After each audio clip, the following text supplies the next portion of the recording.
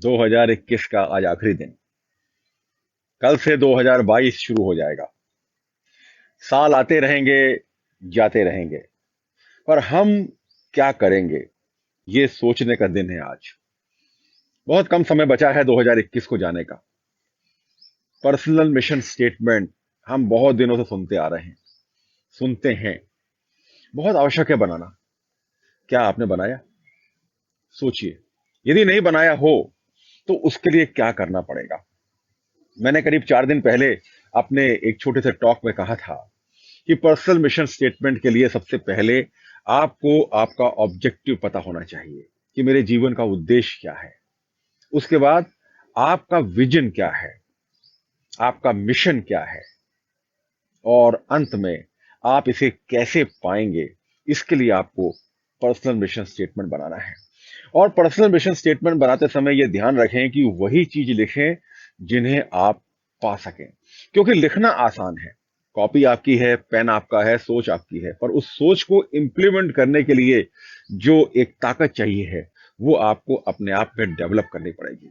यदि वो ताकत नहीं है तो पर्सनल मिशन स्टेटमेंट आपके डिप्रेशन का कारण बनेगा। क्योंकि जब आप पर्सनल मिशन स्टेटमेंट को देखेंगे, पढ़ेंगे आगे चलकर आने वाले समय में, तो आपको लगेगा कि आपने सोचा तो बहुत कुछ था पर कर नहीं पाए। और सोचने और करने में बहुत अंतर है। सोचना बंद करिए, करना आरंभ करिए। हम सबकी एक ही प्रॉब्लम है कि हम सोचते बहुत हैं, करते समय बहुत इफ्स एंड बट्स करते हैं और वो करना रह जाता है। तो पर्सनल मिशन स्टेटमेंट हर व्यक्ति उतने सफलता से उसे नहीं पाता है जितनी सफलता से हमें पाना चाहिए। तो अपने आप की जांच करने का दिन है आज। अपने आप की मीमांसा करने का दिन है कि 2021 आपका कैसे व्यतीत हुआ। पूरे 365 दिन चले गए। 365 दिन में आपने क्या पाया, क्या खोया, उसे पहले एक कागज में लिख लीजिए।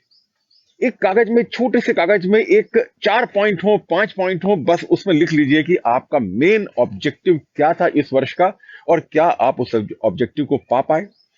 दूसरे कागज में लिखिए कि आपके ऐसे कौन से गोल हैं जो आप इस वर्ष पाना चाहते थे और वो पाने से रह गए।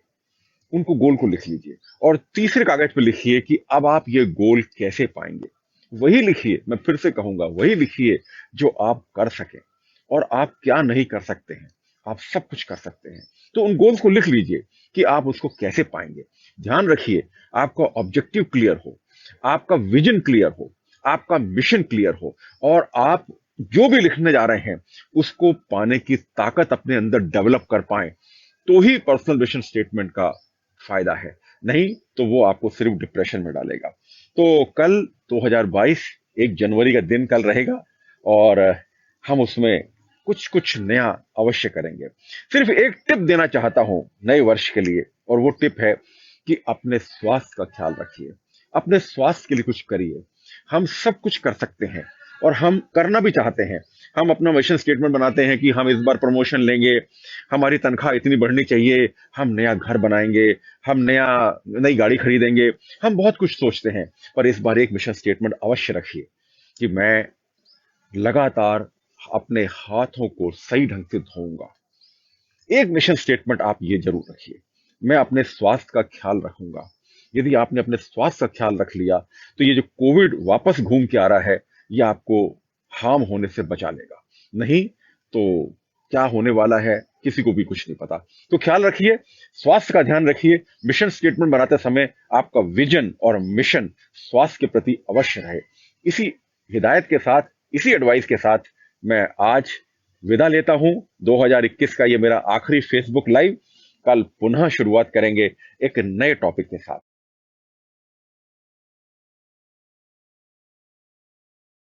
हाय फ्रेंड्स, नया साल आ रहा है और नया साल आते ही हम में पर्सनल मिशन स्टेटमेंट बनाने का जोश आ जाता है।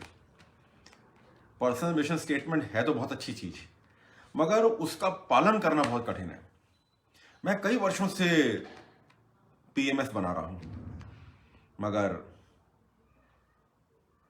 बहुत फॉलो करता हूं और लोगों को फॉलो करने के लिए कहता हूं। इसलिए आपसे बता रहा हूं कि 1 जनवरी 2022 हमारे घर पर दस्तक दे रही है। तो क्या आपने पर्सनल मिशन स्टेटमेंट बनाने की कोशिश की है या उसका प्लान किया है कि आप बनाएंगे? आज आपको बताता हूं कि पर्सनल मिशन स्टेटमेंट किन चीजों पे बनना चाहिए। 4 चीजों को आप नोट कर लें। सबसे पहले तो आपकी लाइफ का पर्पस क्या है। सबसे पहले आपका पर्पस क्या है, क्या बनना चाहते हैं, क्या करना चाहते हैं, उसको आपको सामने रखना पड़ेगा। सेकंड, आपका मिशन क्या है। वहां यदि मान लीजिए आप कुछ करना चाहते हैं तो उसको कहां तक पहुंचना चाहते हैं, क्या मिशन है आपका, उसको आपको अंडरलाइन करना पड़ेगा। विजन क्या है आपका, कहां तक आप उसको बढ़ाना चाहते हैं, उसमें क्या चीज आप क्वालिटी डालना चाहते हैं। विजन क्या है आपका, वो आपको करना पड़ेगा। और फिर है कि आप अपनी वैल्यूज को मेंटेन करते हुए किस तरह से पर्सनल मिशन स्टेटमेंट को अलाइन करेंगे। तो ये 4 चीजों पे यदि आप फोकस करेंगे, these are the broad things which you can focus it. सबसे पहले आपका पर्पस, फिर मिशन, फिर विजन और फिर वैल्यूज, तब जाके आपका पर्सनल मिशन स्टेटमेंट बनेगा। पर्सनल मिशन स्टेटमेंट बनाना तो बहुत आसान है, हम बना भी लेंगे, मगर फिर उसको फॉलो करना, उसको उस पर चलना, उसकी एक एक बात पर अमल करना, ये अपने आप में हरक्यूलियन टास्क है। कैसे करेंगे आप, सोचिए। सबसे पहले एक पेज उठाइए, खाली पन्ना उठाइए, और ये जो 4 पॉइंट्स मैंने आपको बताए हैं, purpose, mission, vision and values, इनको छोटे छोटे पॉइंट्स में लिख लीजिए और उसके बाद इसको एलैबोरेट करिएगा। अगले कुछ दिनों में आपको बताऊंगा कि पर्सनल मिशन स्टेटमेंट्स के एंगल्स क्या हैं, पर्सनल मिशन स्टेटमेंट किस तरह से आप बनाएं कि जिससे आप उसको फॉलो कर सकें।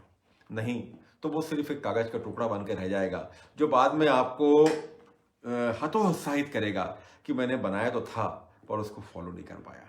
सो थैंक यू वेरी मच। मैं Maninder Singh Chandok, life appreciation coach.